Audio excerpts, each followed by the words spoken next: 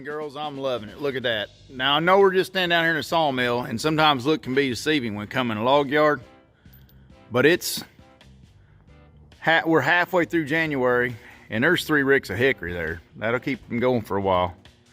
We're halfway through January, and log yard's still sitting pretty daggone good as far as, you know, we'll lose footage now all the way up till June, basically. But we're off to a good start in January. Now, what's going on here, and I didn't cover this the other day, and I don't know where I'm gonna be picking this video up, and I might edit this out or not edit it out, but what's going on here is this edger with Silvatech. It has Silvatech set works. Over on the wall, if you look right there, there's that company. And now I can put the company on here because the company went out of business. So I won't get beat on. And I think Ligna went out of business too. The edger went out of business too, I believe. But here's these 2 boxes here. These are obsolete now. Everything in them can be pulled out. Everything on that Silvatech box on the wall will be pulled out. We took this edger and we switched it over from Chad and old boy come in and we switched this edger over from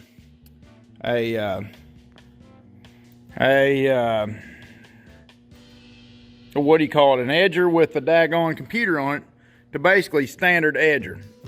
You just got an in and an outie. You got an in and an outie. So what we did, well, there's a little bit more to that. There's a valve here, it runs hydraulic. Let me pull this plate off.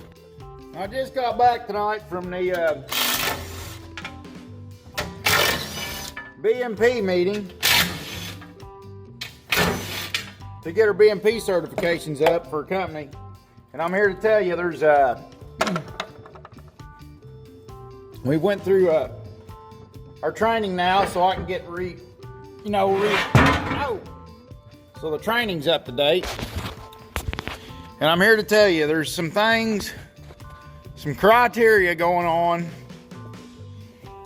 against logging that is just heartbreaking. People don't understand the benefits of logging.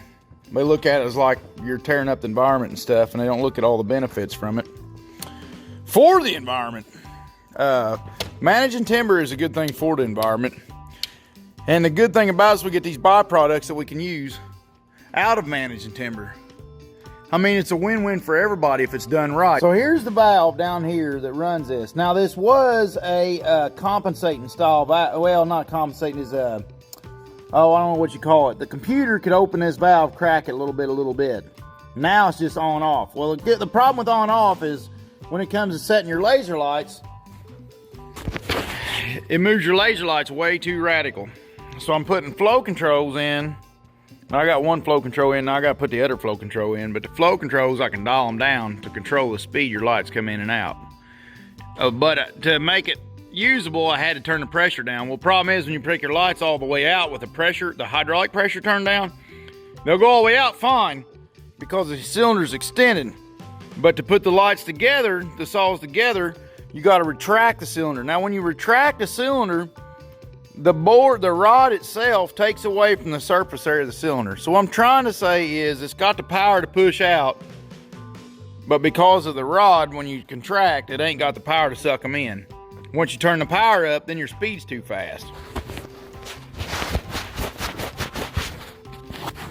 So what we're gonna do is we're gonna circle things around. First things first, we're gonna put a daggone, if I can get you all set up where you all can see. So what this does, this is a flow control. Now I should explain what a flow control is. Now here's a flow control. The more you turn this up, and here's your schematics here. So when the oil travels, let me get in the light. When the oil travels this way, the flow control is activated and this check ball sets in a seat. So it forces oil through your flow control. But now when you go the other way, the check ball opens and lets oil just bypass. So you have to have 2 flow controls on it, and then each flow control can control the flow for each function, because more oil comes in this side of the cylinder to get the job done than it does to the other side of the cylinder when you're bringing the rod back. So you'd set them separate, but the idea is I can turn the pressure up high enough to retract back on your main system pressure, which is your pressure coming out to your valve. But I have to turn the flow controls down and adjust each action to where they operate the same. And when we get done, we'll go through this with the lights. So let me get back to my story. Now, I'm not trying to brainwash y'all, but it's fresh on my mind, so I want to talk about it. If I can get y'all here. I don't know why I'm so terrible at YouTube videos. I apologize. Be patient with me. Please, it's worth your time. You son of a biscuit. Almost lost that boat. But anyways, it's disheartening to see the products that are taking place of wood products. It's horrible.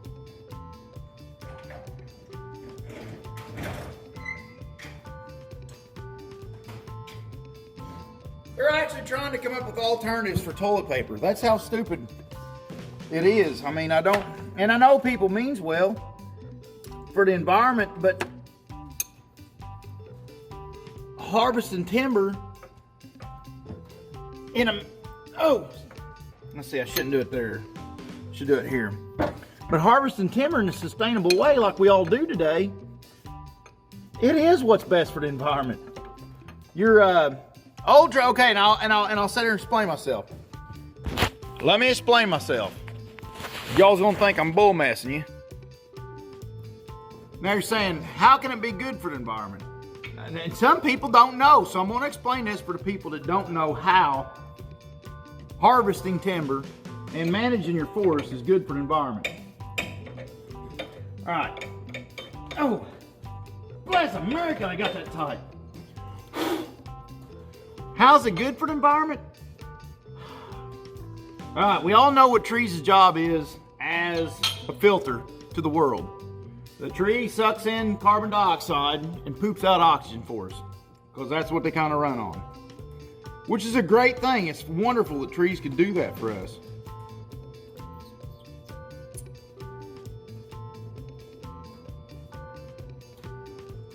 Got them switched. So you're like, well, but when you harvest timber, then you're taking out the big trees. You're like, well, that can't be good on the environment. So how am I sitting here bragging on that? Look it up on the internet. Don't trust me. All right? Don't trust Lauder Wade. Just look it up on the internet. An old stagnant tree, not only does it not feed wildlife because it's stagnant, it's old. An old tree that looks pretty to everybody, it's a worthless piece of crap. An old tree that looks good to everybody, that's aesthetically beautiful, does not feed wildlife. It does not give oxygen. A tree that feeds wildlife and gives oxygen is a healthy, growing, expanding tree. So when a tree gets old enough to where pretty much when it's looking beautiful to everybody, everybody thinks, don't cut it, don't do nothing with it. It's done growing, it's stagnant. The tree ain't putting out nothing for the oxygen or for the atmosphere. And also, old forests that are unchecked, that are unharvested. So say now you got an old forest that nobody wants you to touch and it's unharvested. Do you know what happens to that? It turns into a tinderbox. Ask California. Ask Australia what's going on right now. That ain't from nothing but not managing timber. So you got that situation going. Now you asked about the wildlife. If the trees ain't growing the wildlife any food, what do they eat? And you're sitting there going, all right, well, let Mother Nature take its course. Well, let's just hypothetically think about this. Before us, there was Native Americans. Well, you know, and I ain't gonna bend to what America done to Native Americans and stuff. But before we ran the country, Native Americans did. And Native Americans burn off ground all the time to burn off foliage, to grow back new foliage to feed animals.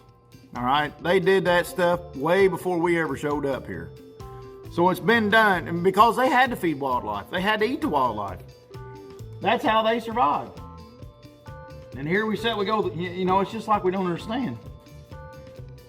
And there's all kinds of things in the growth. I mean, I see it all the time. Like, it's just, your wood product is, there's nothing better in this world than wood other than food and oxygen and water. I don't get it. I will never get that. And I know people means well. I know they want to do the right thing, but I promise you, not using wood products is the wrong thing. But I don't know how to, and they don't want to hear it from me because my whole life's dedicated to the forest products industry. But man, I believe in it wholeheartedly. And I believe it's under attack. I really do. I believe that the forest products industry is under attack by stuff like tile and plastics and things like that.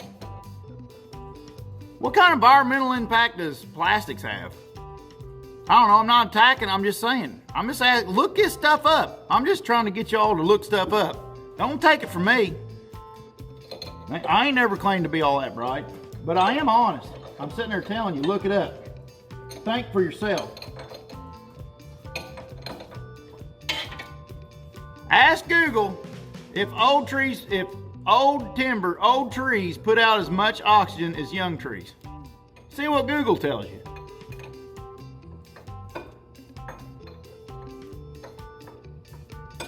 Had a buddy. He's a logger. He moved over here from Oregon. And he got tickled the other day, and I know it's bad. The California fires, I'm sorry. I apologize, guys, for your fires. But old boy got tickled. He talking to me the other day, and I said, what are you laughing about? He just walked away from a conversation. He said, these people. He said, I'm from Oregon. I said, I know, you grew up in Oregon. He said, yep. And he said, you hear about all these fires and stuff that happen all around? He said, all around us there's fires. He said, we had like 30 acres. And he said, and we did firewood. We kept the ground picked clean so there wasn't dead foliage and stuff in the ground. He said, and all these fires would come up close to us. He said, we never had a fire the whole time I grew up on our property. He said, because we took the fuel out. And he said, and we had healthy, wonderful looking woods because we managed it. He said, we took care of it. He said, and here they are. He said, I just think it's funny how it happens. He said, I don't mean nothing by it, but it's just funny. You don't manage it, Mother Nature will manage it for you. And she usually does it with a fire or a natural disaster. Look at the fires in Australia. Look at all the animals that burn up in that son of a buck. How's that good for anybody? So if you don't manage it and you don't touch it and you leave it to Mother Nature, she'll do it her way.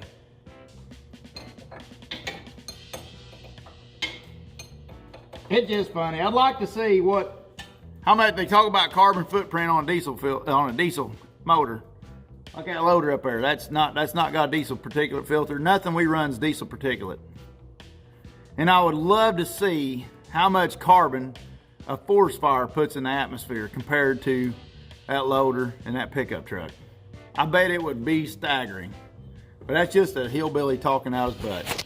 But look up some of that stuff. I feel like our industry's under attack. So look it up and see what you all think. Think for yourselves. Don't listen to me. But do look it up. Ask Google.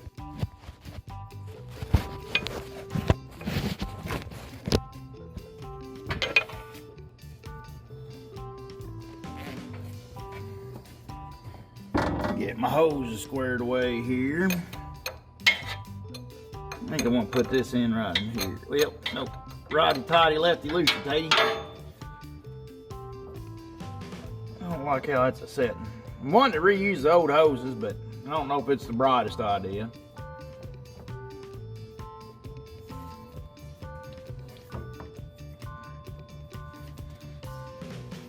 Yep, I know how to do this.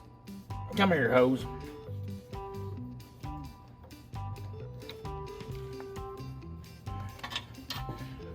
Run around the backside. Trying to get that sawdust in the hydraulic system. Try to keep your hydraulic system clean as a bean. Those of you that don't know that, don't get any dirt in your hydraulic system. Now, certain hydraulic systems can eat more dirt than others. This is a gear pump, which it shouldn't be getting much in it. It's not good to put it in a gear pump, but it's really dangerous to put it in a piston pump. There you go, I like that. It ain't chafing on anything.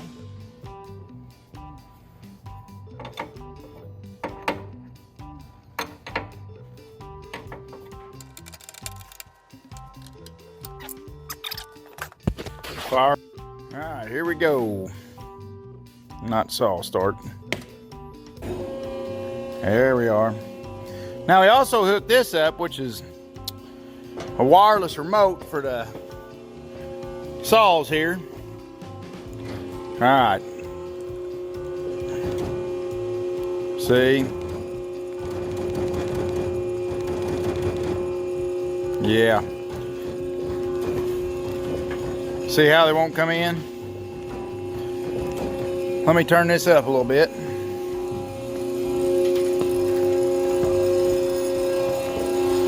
The way I'm adjusting this is a bypass here.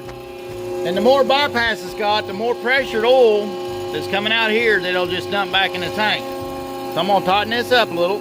Oh, mercy.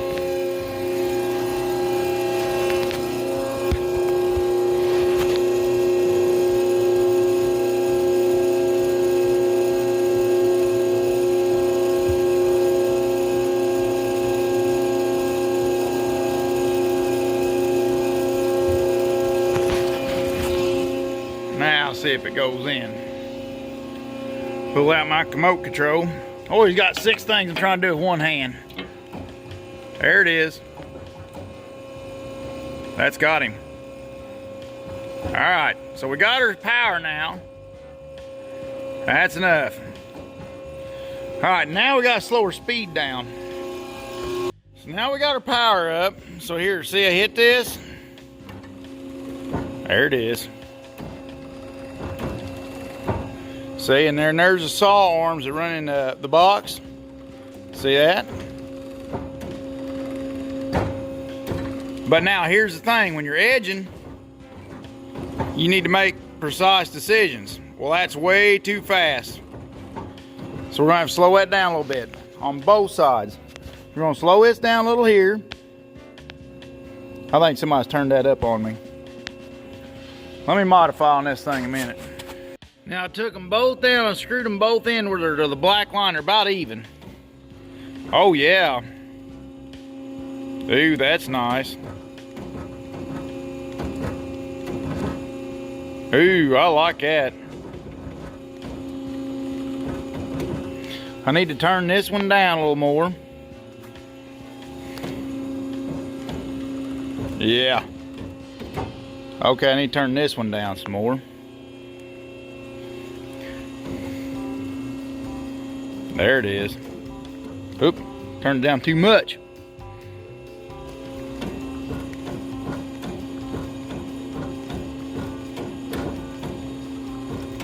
I think I need to live with that. Let's check on fine tuning. Let's just look at this on this roller. Yeah, I think they can fine tune that. Yeah, I think they can live with that. All right, let's tighten her up and call her good. Tighten up these little set screws on them, see, and it holds the knobs from turning. Boys, I love it. Look at it. All right, here we go. Here we go.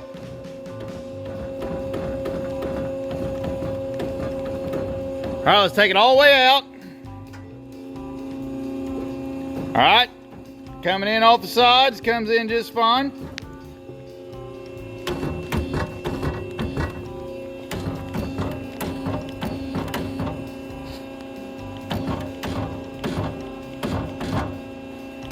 Boys, I like it. All right, I'll show y'all what it does on the inside.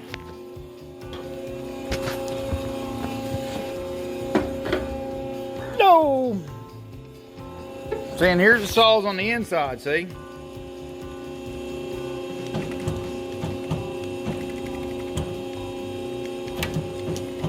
I'm about to extend my controller.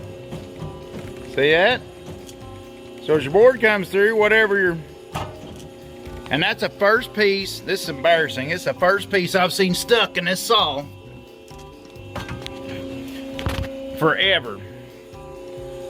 We redone that box inside there, and it hadn't had sticks in it for, I check it every morning. I ain't seen a stick in it for well over 8 months. And used to, you'd dig it out daily. Now what we used to do before we hooked this up is you had your jog closed and jog open. So I kept it hooked up So the guys that wanted to stick with the same mess there, they didn't have to learn nothing new. But as they played with it more, I see more of them grab this remote all the time. So if you're feeding boards, you can get a board lined up, bump your doodad, and shove it right in, you know.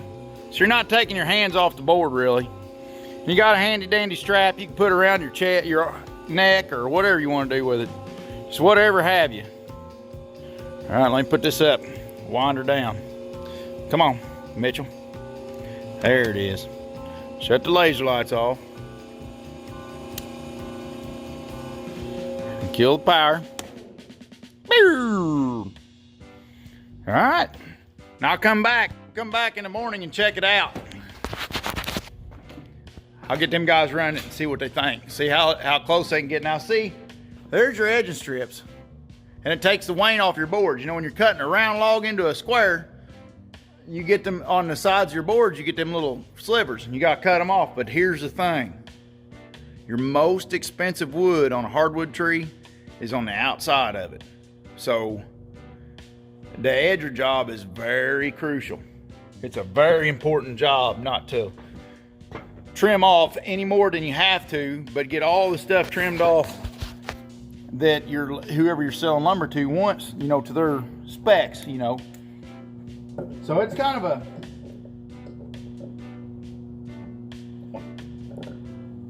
it needs to be right. It's the type of job that needs to be done right. It needs to be that machine. Now I take a concrete scribe and we lay down on them saws and stuff and we get them just right. The saw's sitting right on the outside of the edger, right on the outside of the lights. But I mean, we got it all lined up all the way through, so it's just perfect. That's important. That's a very important adjustment because there's a lot of money at stake through that edger. There's a lot of money at stake in a lot of places in the sawmill.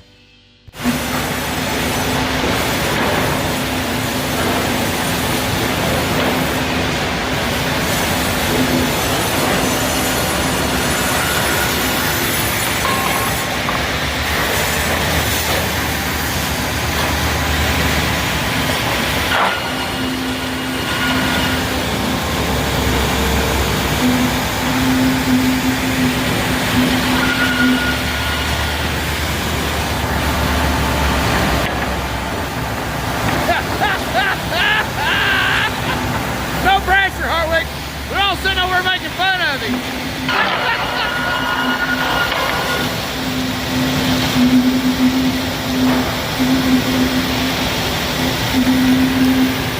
I think it's a little slow yet.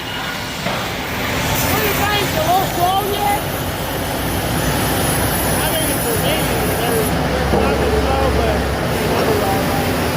we'll be leaving like that for about a day. Change it if we need to.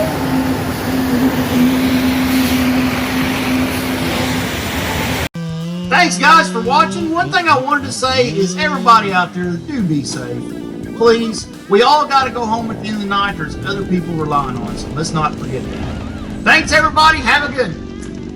Hey guys and gals, don't forget to go to logyourway.com for all your log your way gear. Thanks.